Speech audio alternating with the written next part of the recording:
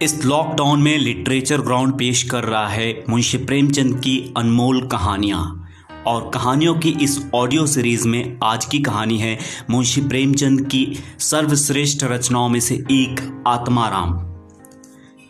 वेदोग्राम में महादेव सोनार एक सुविख्यात आदमी था। वो अपने साहिबान में प्रातः से संध्या तक अंगीठी के सामने बैठा हुआ खटखट किया करता था।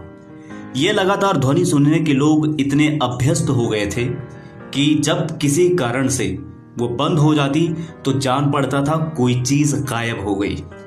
वो नित्य प्रति एक प्रातःकाल अपने तोते का पिंजड़ा लिए कोई भजन गाता हुआ तालाब की ओर जाता था। उस धुंधले प्रकाश में उसका जर्जर शरीर, पोपला मुंह और झुकी हुई कमर देखकर किसी अपरिचित मनुष्य को उसके पिशाच होने का भ्रम हो सकता था।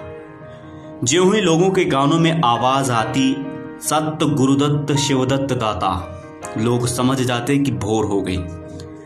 महादेव का पारिवारिक जीवन सुखमय न था। उसके 3 पुत्र थे, 3 बहुएं थी, दर्जनों नाती पोते थे, लेकिन उसके बोझ को हल्का करने वाला कोई नहीं था। लड़के कहते, जब तक दादा जीते हैं हम जीवन का आनंद भोग लें, फिर तो ये ढोल गले पड़ेगी ही। बेचारे महादेव को कभी कभी निराहार ही रहना पड़ता। भोजन के समय उसके घर में साम्यवाद का ऐसा गगन भेदी निर्घोष होता कि वो भूखा ही उठ आता और नारियल का हुक्का पीता हुआ सो जाता। उनका व्यावसायिक जीवन और भी अशांतिकारक था। यद्यपि वो अपने काम में निपुण था, उसकी खटाई औरों से कहीं ज्यादा शुद्धिकारक और उसकी रासायनिक क्रियाएं कहीं ज्यादा कष्ट साधित थी। तथापि उसे आए दिन शक्की और धैर्य शून्य प्राणियों के अपशब्द सुनने पड़ते थे। पर महादेव अविचलित गांभीर्य से सिर झुकाए सब कुछ सुना करता था। ज्यों ही ये कलह शांत होता, वो अपने तोते की ओर देखकर पुकार उठता, सत्य गुरुदत्त शिवदत्त दाता। इस मंत्र को जपते ही उसके चित्त को पूर्ण शांति प्राप्त हो जाती थी। एक दिन संयोगवश किसी लड़के ने पिंजड़े का द्वार खोल दिया। तोता उड़ गया। महादेव ने सींग उठाकर जो पिंजड़े की ओर देखा तो उसका कलेजा सन्न से हो गया। तोता कहाँ गया? उसने फिर पिंजड़े को देखा, तोता गायब था। महादेव घबराकर उठा और इधर उधर खपरेलों पर निगाह दौड़ाने लगा। उसे संसार में कोई वस्तु अगर प्रिय थी तो वो यही तोता था। लड़के बालों नाती पोतों से उसका जी भर गया था। लड़कों की चुलबुल से उसके काम में विघ्न पड़ता था। बेटों से उसे प्रेम नहीं था, इसलिए नहीं कि वे निकम्मे थे, बल्कि इसलिए कि उनके कारण वो अपने आनंददायी कुल्हड़ों की नियमित संख्या से वंचित रह जाता था। पड़ोसियों से उसे चिढ़ थी, इसलिए कि वे अंगीठी से आग निकालकर ले जाते थे। इन समस्त विघ्न बाधाओं से उसके लिए कोई पनाह थी तो यही तोता था। इससे उसे कुछ इस प्रकार का कष्ट हुआ जो अब तक संभाला न गया। वो अब उस अवस्था में था जब मनुष्य को शांति भोग के सिवा और कोई इच्छा नहीं रहती। तोता एक खपरेल पर बैठा था। महादेव ने पिंजरा उतार लिया और उसे दिखाकर कहने लगा, आ आ आ सत्य गुरुदत्त शिवदत्त दाता। लेकिन गांव और घर के लड़के एकत्र होकर चिल्लाने लगे और तालियां बजाने लगे। ऊपर से कौवों ने कांव कांव के रट लगाई। तोता उड़ा और गांव से बाहर निकलकर एक पेड़ पर जा बैठा। महादेव खाली पिंजड़ा लिए उसके पीछे दौड़ा सो दौड़ा। लोगों को उसकी द्रुतगामिता पर अचंभा हो रहा था। मोह की इससे सुंदर, इससे सजीव, इससे भावमय कल्पना नहीं की जा सकती। दोपहर हो गई थी। किसान लोग खेतों से चले आ रहे थे। उन्हें विनोद का अच्छा अवसर मिला। महादेव को चिढ़ाने में सभी को मजा आता था। किसी ने कंकड़ फेंके, किसी ने तालियां बजाई। तोता फिर उड़ा और वहां से दूर आम के बाग में एक पेड़ की फुनगी पर जा बैठा। महादेव फिर खाली पिंजरा लिए मेढक की भांति उचकता चला। बाग में पहुंचा तो पैर के तलुओं से आग निकल रही थी। सिर चक्कर खा रहा था। जब जरा सावधान हुआ तो फिर पिंजड़ा उठाकर कहने लगे, सत गुरुदत्त शिवदत्त दाता। तोता फुनगी से उतरकर नीचे की एक डाल पर आ बैठा, किंतु महादेव की ओर सशंक नेत्रों से ताक रहा था। महादेव ने समझा डर रहा है। वो पिंजड़े को छोड़कर आप एक दूसरे पेड़ की आड़ में छिप गया। तोते ने चारों ओर गौर से देखा, निशंक हो गया, उतरा और आकर पिंजड़े के ऊपर बैठ गया। महादेव का हृदय उछलने लगा। सत्य गुरुदत्त शिवदत्त दाता का मंत्र जपता हुआ धीरे धीरे तोते के समीप आया और लपका कि तोते को पकड़ लें, किंतु तोता हाथ नहीं आया। फिर पेड़ पर आ बैठा। शाम तक यही हाल रहा। तोता कभी इस डाल पर जाता, कभी उस डाल पर, कभी पिंजरे पर आ बैठता, कभी पिंजरे के द्वार पर बैठे बैठे अपने दाना पानी की प्यालियों को देखता और फिर उड़ जाता। बुढ़ा अगर मूर्तिमान मोह था तो तोता मूर्तिमयी माया। यहां तक कि शाम हो गई। माया और मोह का यह संग्राम अंधकार में विलीन हो गया। रात हो गई। चारों ओर निबिड़ अंधकार छा गया। तोता न जाने पत्तों में कहां छिपा बैठा था। महादेव जानता था कि रात को तोता कहीं उड़कर नहीं जा सकता और ना ही पिंजड़े में आ सकता है। फिर भी वो उस जगह से हिलने का नाम नहीं लेता था। आज उसने दिन भर कुछ नहीं खाया। रात के भोजन का समय भी निकल गया। पानी की एक बूंद भी उसके कंठ में नहीं गई, लेकिन उसे न भूख थी न प्यास। तोते के बिना उसे अपना जीवन निस्सार, शुष्क और सूना जान पड़ता था। वो रात में काम करता था इसलिए कि ये उसकी अंतः प्रेरणा थी। जीवन का और भी ज्ञान नहीं होता था। इन कामों में उसे अपनी सजीवता का लेश मात्र भी ज्ञान नहीं था। तोता ही वो वस्तु थी जो उसे चेतना की याद दिलाता था। उसका हाथ से जाना जीव का देह त्याग करना था। महादेव दिन भर का भूखा प्यासा, थका मांदा रह रहकर झपकियां ले रहा था, किंतु एक क्षण में चौंक कर आंखें खोल देता और उस विस्तृत अंधकार में उसकी आवाज सुनाई देती, सत्य गुरुदत्त शिवदत्त दाता। आधी रात गुजर गई थी। सहसा वो कोई आहट पाकर चौंका। देखा, एक दूसरे वृक्ष के नीचे एक धुंधला दीपक जल रहा है और कई आदमी बैठे हुए आपस में कुछ बातें कर रहे हैं। वे सब चिलम पी रहे थे। तमाकू की महक ने उसे अधीर कर दिया। उच्च स्वर से बोला, सत्य गुरुदत्त शिवदत्त दाता, और उन आदमियों की ओर चिलम पीने चला गया। किंतु जिस प्रकार बंदूक की आवाज सुनते ही हिरन भाग जाते हैं, उसी प्रकार उसे आते देख सबके सब उठकर भागे। कोई इधर गया, कोई उधर गया। महादेव चिल्लाने लगा, ठहरो ठहरो। एकाएक उसे ध्यान आ गया, ये सब चोर हैं। वो जोर से चिल्ला उठा, चोर चोर, पकड़ो पकड़ो। चोरों ने पीछे फिरकर नहीं देखा। महादेव दीपक के पास गया तो उसे एक मनसा रखा हुआ मिला जो मोर्चे से काला हो रहा था। महादेव का हृदय उछलने लगा। उसने कलसे में हाथ डाला तो मोहरें थी। उसने एक मोहर बाहर निकाली और दीपक के उजाले में देखा। हाँ, मोहर ही थी। उसने तुरंत कलसा उठा लिया और दीपक बुझा दिया और पेड़ के नीचे छिपकर बैठा रहा। साह से चोर बन गया। उसे फिर शंका हुई, ऐसा ना हो चोर लौट आवे और मुझे अकेला देखकर मोहरें छीन लें। उसने कुछ मोहर कमर में बांधी, फिर एक सूखी लकड़ी से जमीन की मिट्टी हटाकर कई गड्ढे बनाए।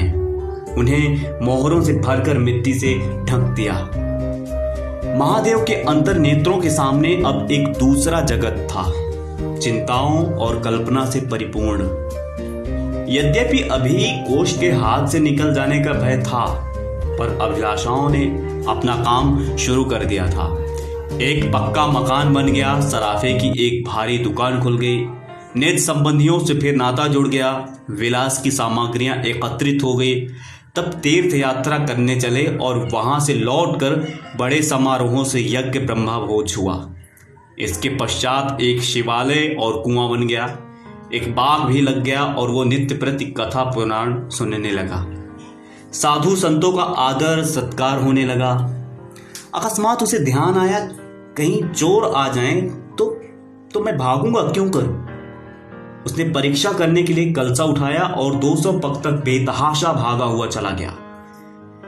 जान पड़ता था उसके पैरों में पर लग गए हैं। चिंता शांत हो गई। इन्हीं कल्पनाओं में रात व्यतीत हो गई।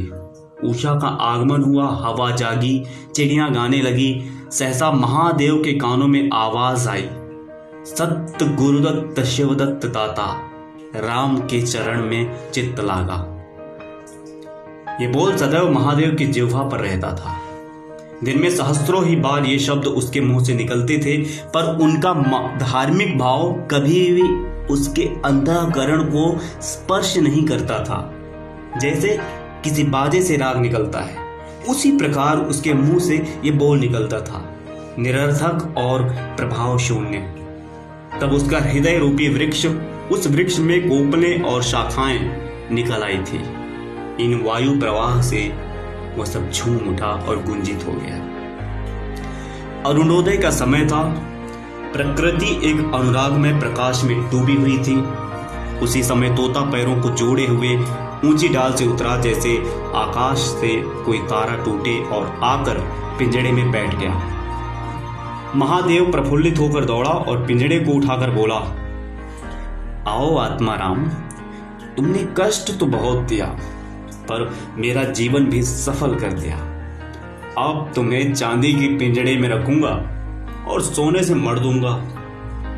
उसके रोम रोम से परमात्मा के गुणानुवाद की ध्वनि निकलने लगी। प्रभु, तुम कितने मायावान हो, कितने दयावान हो कि तुम्हारा असीम वात्सल्य ही है। नहीं तो मुझ जैसा पापी पतित प्राणी कब इस कृपा के योग्य था। इस पवित्र भावों से आत्मा विह्वल हो गई। वो अनुरक्त होकर कह उठा, सत्य गुरुदत्त शिवदत्त दाता, राम चरण में चित्त लागा। उसने एक हाथ में पिंजड़ा लटकाया, बगल में कलसा दबाया और घर चला। महादेव घर में पहुंचा तो अभी कुछ अंधेरा था। रास्ते में एक कुत्ते के सिवा और किसी से भेंट न हुई, और कुत्ते को मोहरों से विशेष प्रेम नहीं होता। उसने कलसे को एक नाद में छिपा दिया और कोयले से अच्छी तरह ढक कर अपनी कोठरी में रखाया। जब दिन निकल आया तो वो सीधे पुरोहित के घर पहुंचा।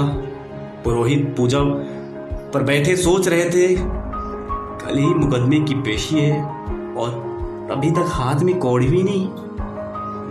यजमानों में कोई सांस भी नहीं लेता। इतने में महादेव ने पालागन की। पंडित जी ने मुंह फेर लिया। ये अमंगल मूर्ति कहां से आ पहुंची, मालूम नहीं। दाना भी मैसर हो गए, यानी रुष्ट होकर पूछा, क्या है जी, क्या कहते हो? जानते नहीं हम इस समय पूजा पर रहते हैं। महादेव ने कहा, महाराज, आज मेरे यहां सत्यनारायण की कथा है। पुरोहित जी विस्मित हो गए। कानों पर विश्वास नहीं हुआ। महादेव के घर कथा का होना उतनी ही असाधारण घटना थी जितनी अपने घर से किसी भिखारी के लिए भीख निकालना। पूछा, आज क्या है? महादेव बोला, कुछ नहीं, ऐसी इच्छा हुई कि आज भगवान की कथा सुन लूं। प्रभात से ही तैयारी होने लगी। वेदों के निकटवर्ती गांव में सुपारी फिरी। कथा के उपरांत भोज का भी न्योता था। जो सुनता आश्चर्य करता, आज वेद में धूप कैसे जली।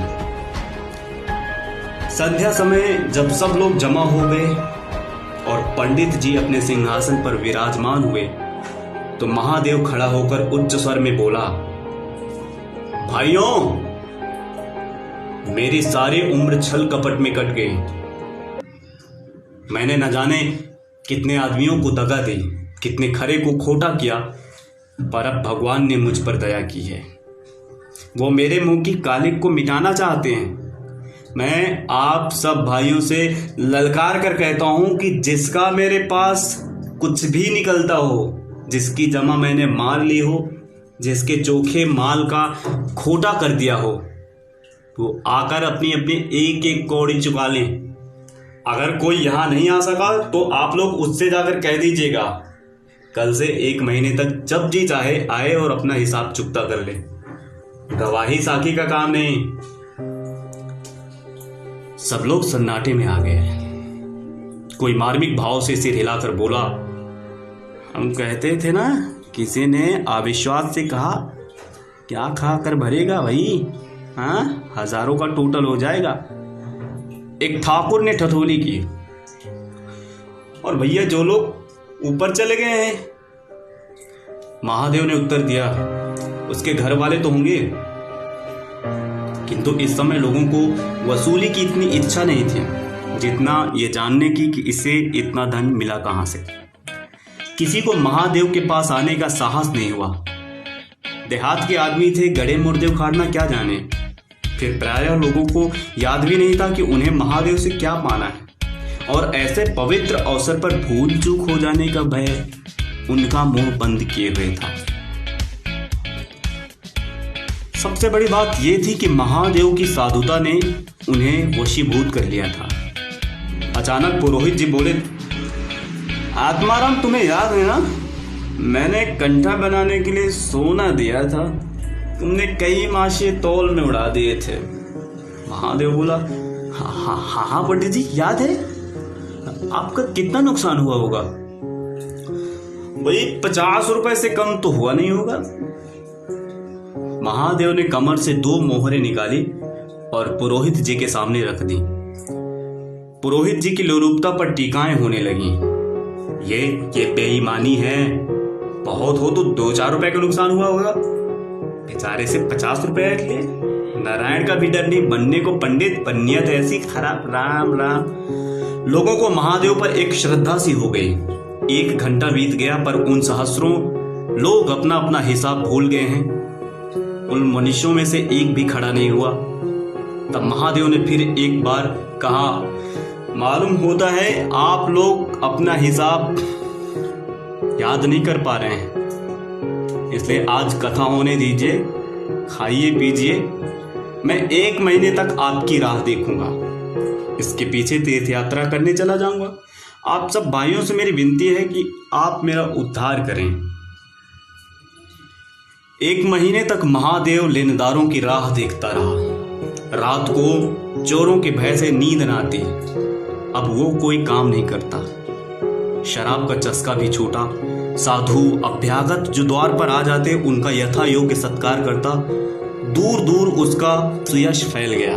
यहाँ तक कि 1 महीना पूरा हो गया और एक आदमी भी हिसाब लेने नहीं आया। अब महादेव को ज्ञान हुआ कि संसार में कितना धर्म, कितना सद्व्यवहार है। अब उसे मालूम हुआ कि संसार बुरों के लिए बुरा है और अच्छे के लिए अच्छा। इस घटना को हुए 50 वर्ष बीत गए हैं। आप वेदोग्राम में जाइए तो दूर ही से एक सुनहला कलश दिखाई देता है। वो ठाकुर द्वारे का कलश है। उससे मिला हुआ एक पक्का तालाब है जिसमें खूब कमल खिले हैं, पर उसकी मछलियां कोई नहीं पकड़ता। तालाब के किनारे एक विशाल समाधि है।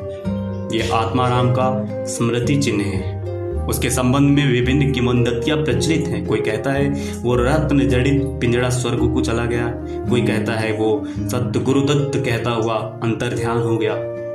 पर यथार्थ ये है कि उस पक्षी रूपी चंद्र को किसी बिल्ली रूपी राहु ने ग्रस लिया। लोग कहते हैं आधी रात को अभी तक तालाब के किनारे आवाज आती है, सत्य गुरुदत्त शिवदत्त दाता, राम के चरण में चित्त लागा। महादेव के विषय में भी कितनी ही जनश्रुतियां हैं। उनमें सबसे मान्य यह है कि आत्माराम के समाधिस्थ होने के बाद वो कई सन्यासियों के साथ हिमालय चला गया और वहां से लौट कर नहीं आया। उसका नाम आत्माराम प्रसिद्ध हो गया।